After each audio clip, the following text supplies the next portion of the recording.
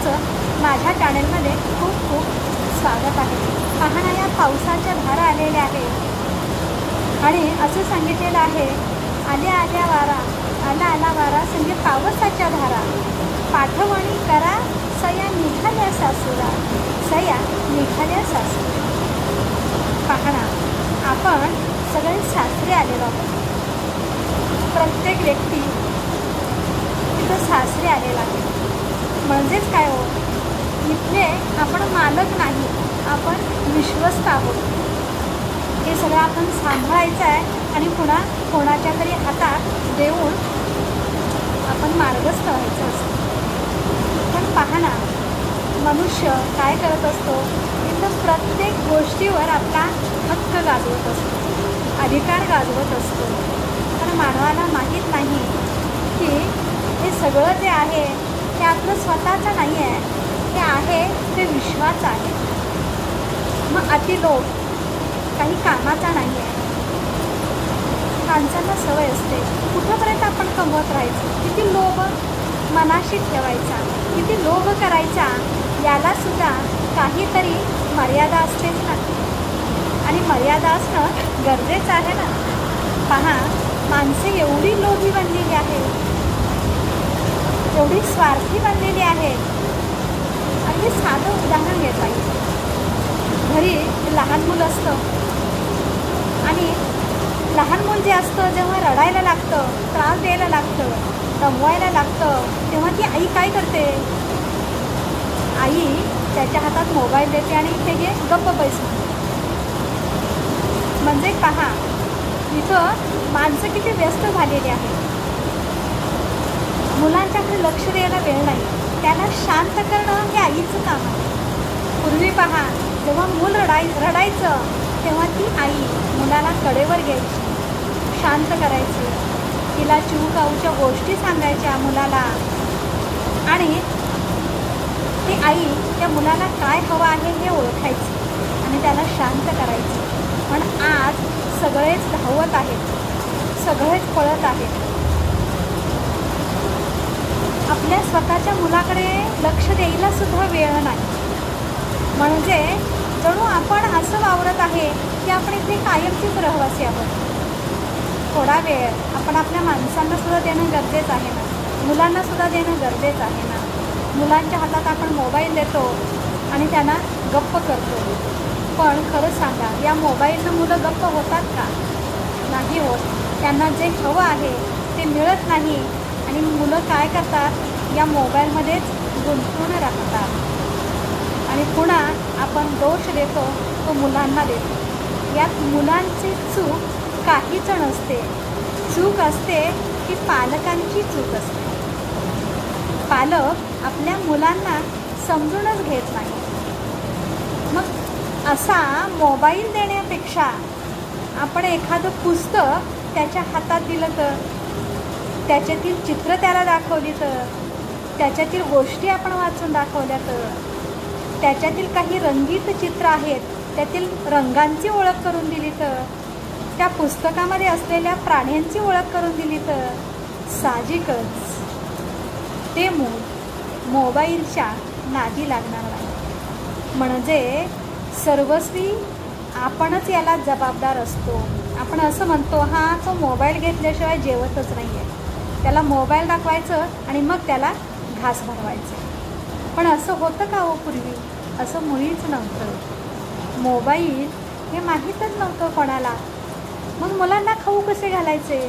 तर मुलांना खाऊ घालत असताना मग एक घास काऊचा, एक घास चिवूचा, तर अशा पद्धतीनं त्याला हसवत, खेळवत, रमवत त्या मुलाला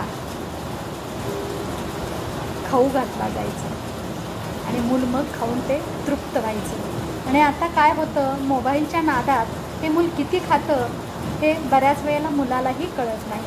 म्हणजे अगदी छोट्या छोट्या गोष्टी आहेत. या छोट्या छोट्या गोष्टीतून बरंच काही शिकण्यासारखं आहे. एकच लक्षात ठेवायचं आहे, आपण काय करतो त्यात गुंतून राहतो नको त्या गोष्टीत. आपण प्रचंड असा पसारा करतो. पाहा ना, करतो ना प्रचंड. आणि त्या पसाऱ्यातून सुद्धा मग बाहेर पडणं अवघड होतं ना. इतका आपण पसारा करतो, इतका पसारा करतो. प्रत्येक मग काय होतं, प्रत्येक वस्तूशी घरातल्या आपण गुंतलेलो असतो, आपल्या भावना तिथं गुंतलेले असतात आणि मग ती वस्तू जीर्ण होते तेव्हा मनाला वाईट वाटतं. मग वस्तू एखादी जीर्ण होण्याआधीच ती घरातून बाजूला करावी, दान म्हणून कोणाला तरी देऊन टाकावी, म्हणजे आपण त्याच्याशी एवढे गुंतले जात नाही. कारण आपण भावनिकरित्या बरेचसे गुंतले जातो आणि मग त्यातून बाहेर पडणं अवघड होतं. आणि पहा, असं सांगेन मी, आपल्या वाढत्या वयानुसार आपण त्याच्यातून बाहेर पडणंही गरजेचं आहे ना. त्या पसाऱ्यात राहण्यापेक्षा थोडंसं एक 4 पाऊल बाहेर येणं गरजेचं आहे.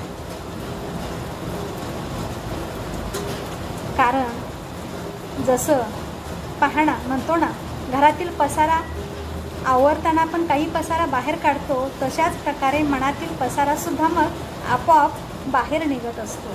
आणि हे बाहेर काढणं महत्त्वाचं आहे. याच्यात गुंतून न राहता थोडंसं बाहेर पडणं महत्त्वाचं आहे.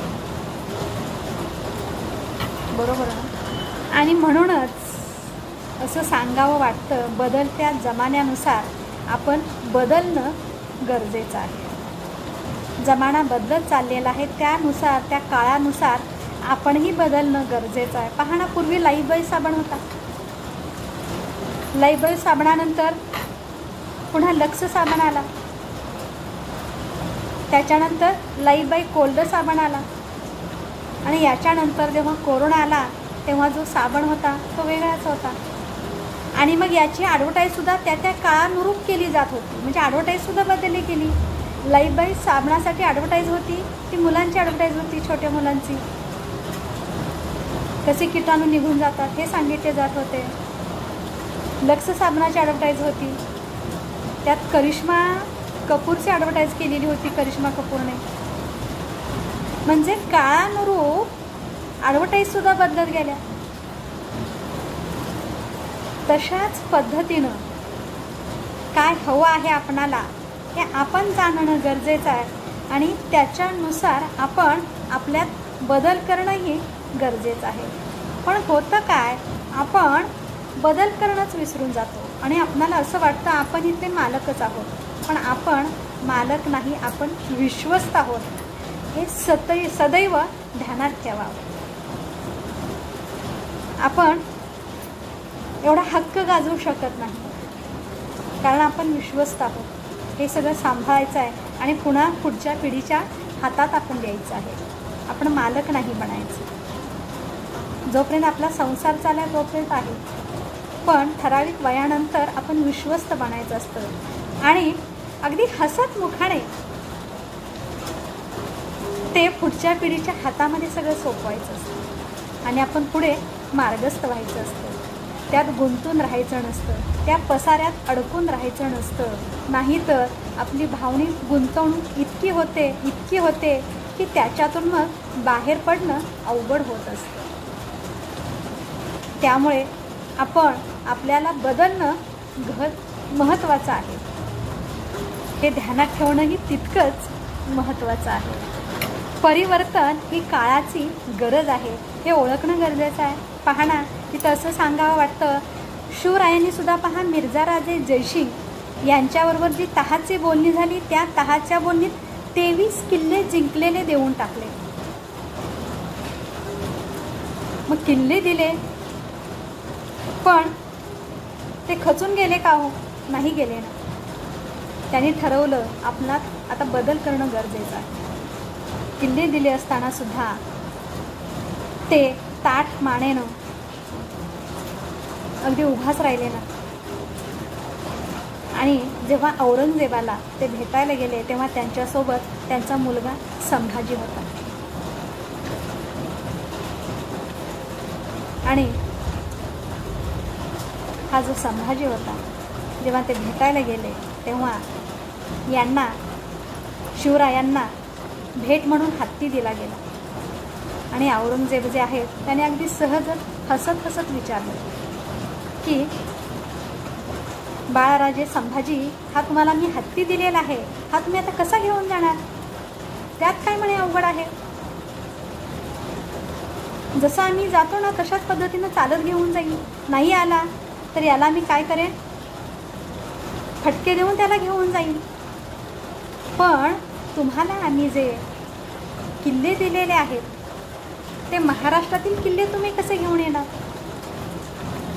हा त्या छोट्या मुलानं केलेला प्रश्न होता. म्हणजे काय, इथं असं सांगावं वाटतं, औरंगजेब किल्ले कसे घेऊन जाणार आहे, म्हणजे नको त्या गोष्टीवर त्यांनी मालकी दाखवली ना. इथं मालकी नाही तर आपण विश्वस्त आहोत हेच औरंगजेब ओळखले होते. त्याच्यामुळं बदलत्या काळानुरूप आपणही बदलणं गरजेचं आहे.